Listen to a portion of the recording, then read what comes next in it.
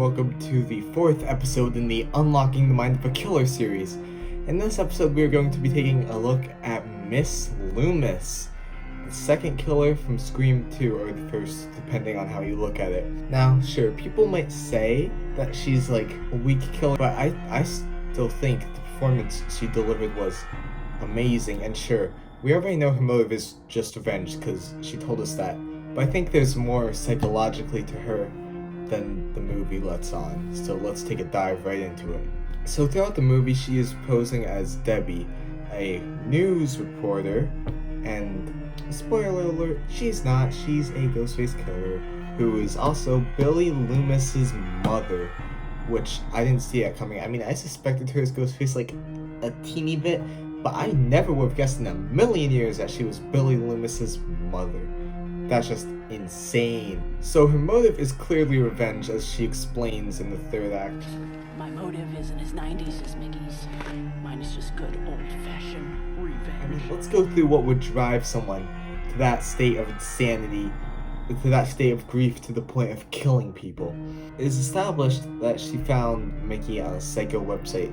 So first of all, after Billy died, obviously she would be very, very mad at Sydney killing him, and she would be grieving and go through a bunch of mental trauma, because I mean, even though she did leave Billy, it's clear in the third act that she still loved him, even though she is pretty psychotic in the third act, and she still loved him even after he did all the Woodsboro murders with Stu Mocker. That is what you call a mother's love. She didn't just want to grieve and be over with it and never think about him again. No, she wanted to avenge him. She wanted to make sure that her son did not die in vain. And what better way to do that than do exactly what your son did and put on the Ghostface mask. So obviously she knew she needed a partner, because Ghostface is never alone except for in Scream 3.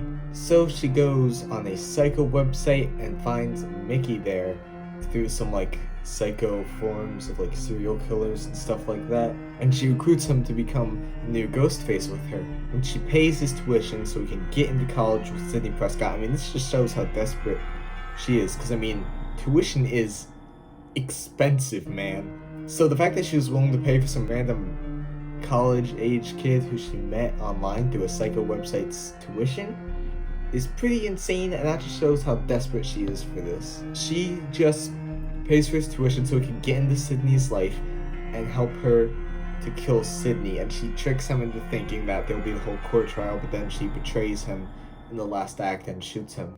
And you can see that when she's revealed in the third act as the killer, that she is genuinely sad and upset about her son's death. I mean, who wouldn't be?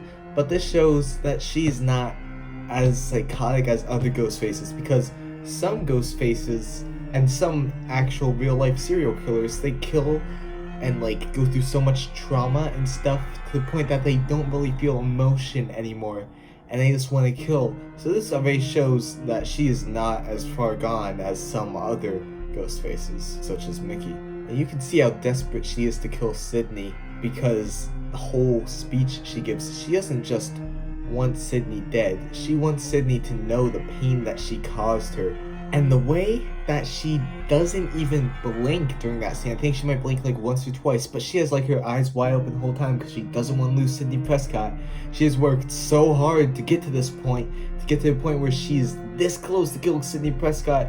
And if she had just cut her monologue a little bit shorter, she would have definitely succeeded, I think. But instead, she made the mistake all other Ghostface killers do: monologue for too long, give the survivor a chance to get power over you, and then bam, dead. After Sydney like knocks her out and she's like cutting down like all the stuff and it's falling from the ceiling, you can see how desperate she is to kill Sydney. Like, she goes swinging at Sydney. She just looks mad, insane, dude.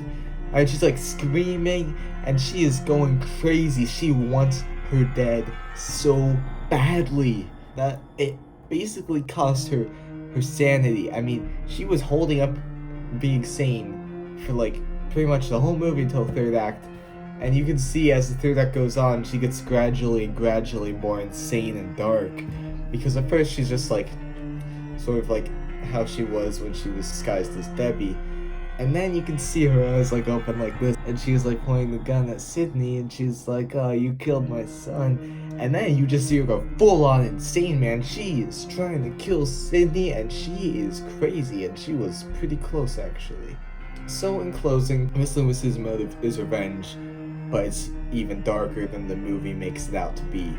Because of all the psychological trauma she went through after losing her son, and the insane mental state that drove her to, that caused her to become a Ghostface killer. So I hope you all enjoyed this analysis of Miss Loomis from Scream 2. In the next video, we're going to be taking a look at the mastermind of the original trilogy, Roman, from Scream 3. So, I want to thank you all very much for watching. Don't forget to subscribe for more Scream content, and until next time, toodles!